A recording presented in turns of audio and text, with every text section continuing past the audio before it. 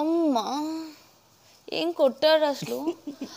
ఆ పంతుగోడికి నెక్స్ట్ మ్యాచ్లో బాంబులాగా దింగి అమ్మా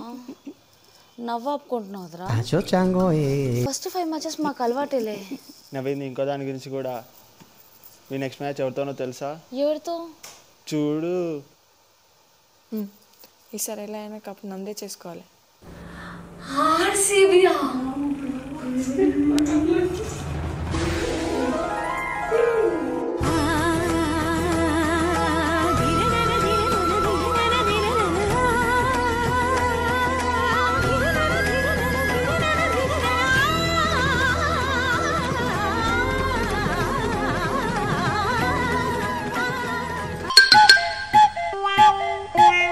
ఇంత ఆనందం ఏంటి మాతో మ్యాచ్ అంటే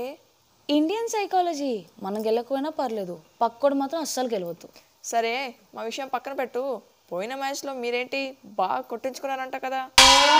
అదైతే నేను చెప్తా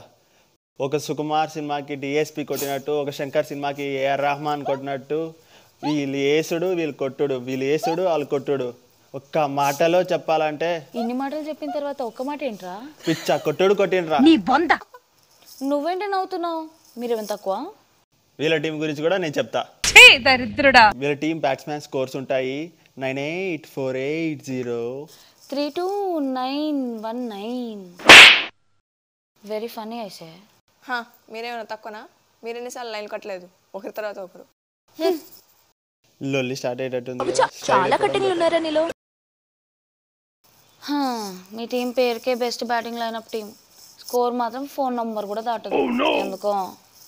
360 డిగ్రీస్ని మ్యాక్స్లోనే చూసుంటావు ఈసారి గ్రౌండ్లో చూస్తావు గెట్ రెడీ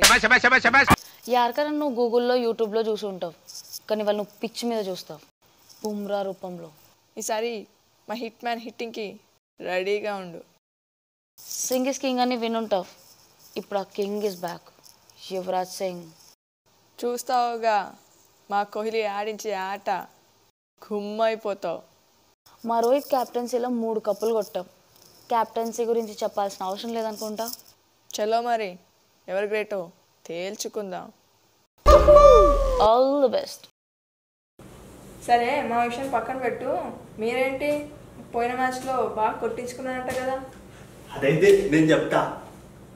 అంతే యాక్షన్ ఇంత ఆనందం ఏంటి మాతో మ్యాచ్ అంటే ఇండియన్ సైకాలజీ మనం గెలకపోయినా పర్లేదు పక్కోడైతే గెలవద్దు